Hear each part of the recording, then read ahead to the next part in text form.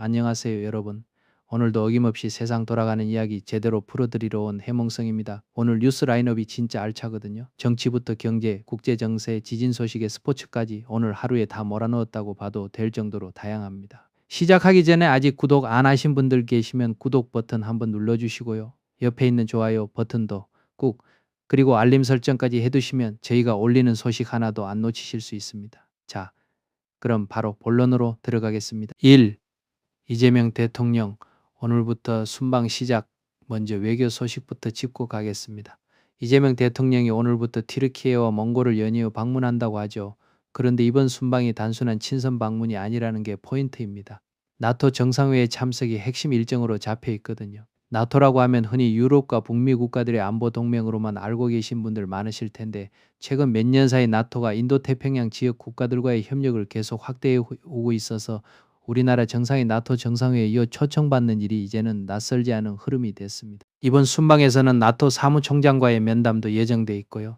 방산포럼 참석도 계획돼 있다고 하니 방위산업 쪽에 관심 있으신 분들은 특히 눈여겨보셔야 할 것 같습니다. 튀르키예와 몽골이라는 두 나라를 함께 묶은 것도 흥미로운데요. 지리적으로도 유라시아를 가로지르는 동선이라 외교적으로도 상징성이 있다는 평가가 나올 만한 일정입니다. 2. 민주당 전당대회 준비 3차 회의. 국내 정치로 넘어가 보겠습니다. 더불어민주당 전당대회준비위원회가 오늘 세 번째 회의를 엽니다. 이번 회의의 핵심 안건은 바로 당대표 선출 규칙인데요.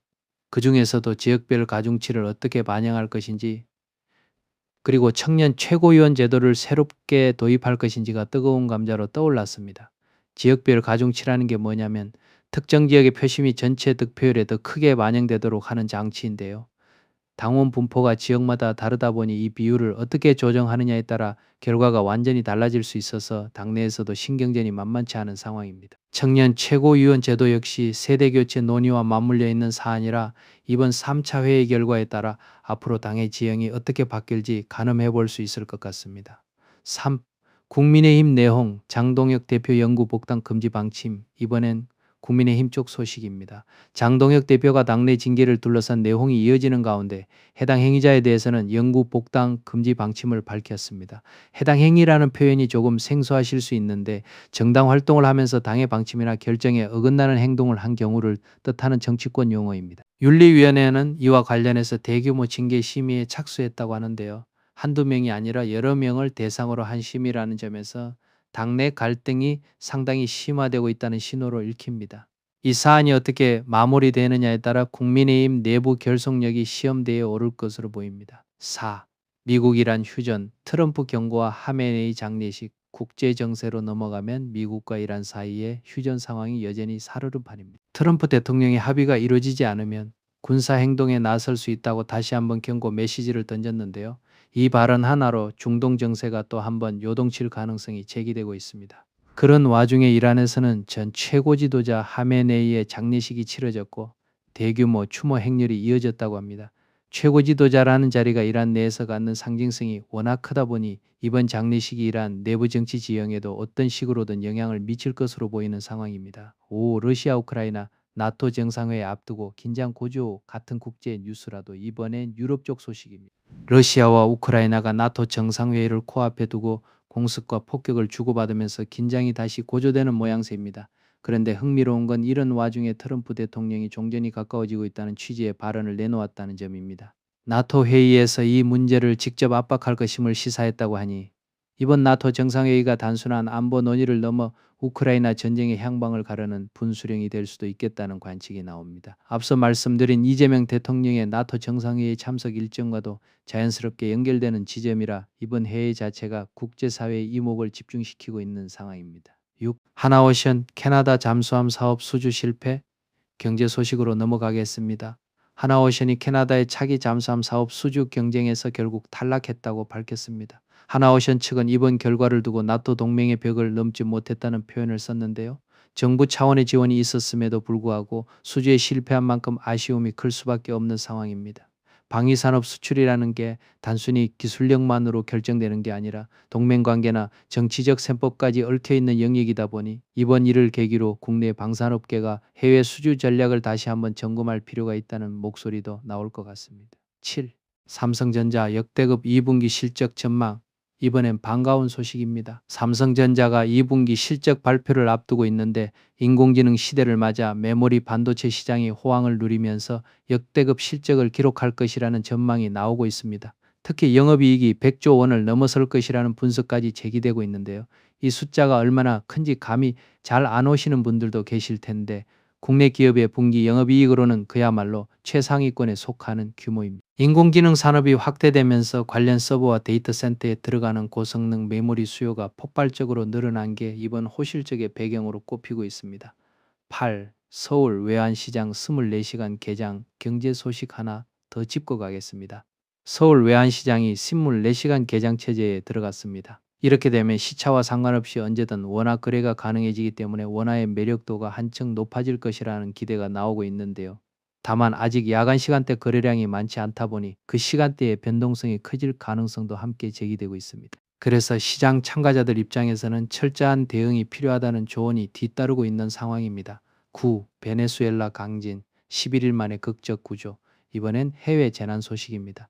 베네수엘라에서 발생한 강진으로 피해가 이어지고 있는 가운데 지진 발생 11일 만에 엄마와 어린아이를 포함한 4명이 극적으로 구조됐다는 소식이 전해졌습니다. 열흘이 넘는 시간 동안 생존해 있었다는 사실 자체가 정말 기적 같은 일인데요. 다만 안타깝게도 사상자 수는 계속 늘어나고 있는 상황이라 현지 당국의 긴급 대응이 계속해서 요구되고 있습니다. 10. 경북 김천 규모 2.1 지진. 국내 지진 소식도 있었습니다.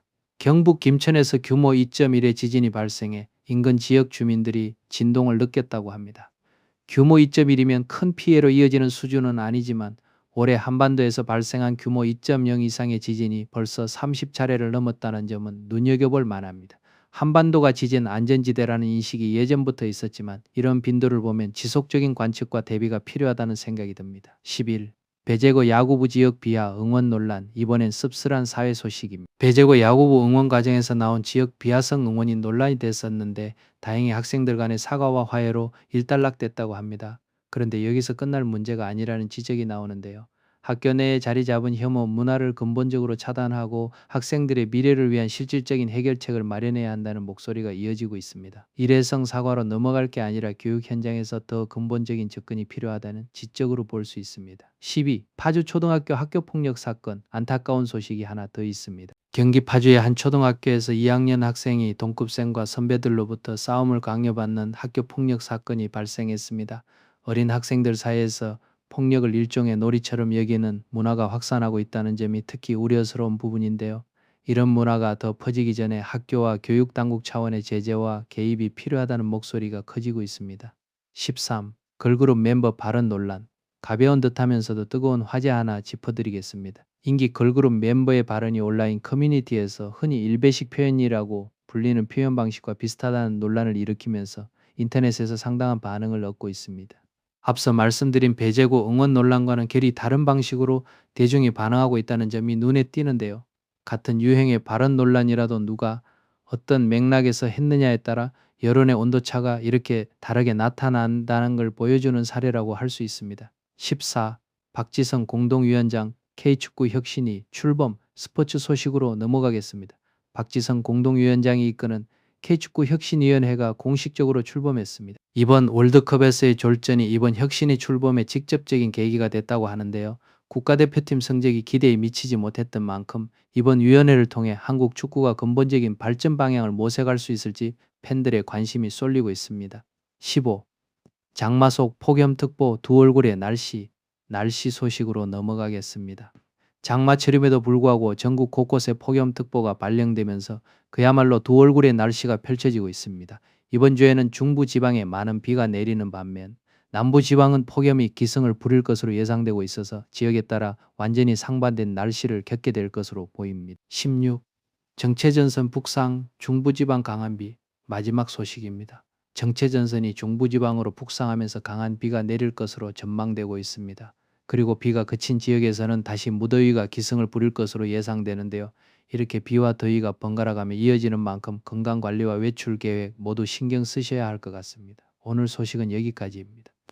정치, 외교, 경제, 국제정세부터 우리 주변의 안타까운 사회 이슈, 그리고 날씨 소식까지 정말 다양한 이야기를 전해드렸는데요.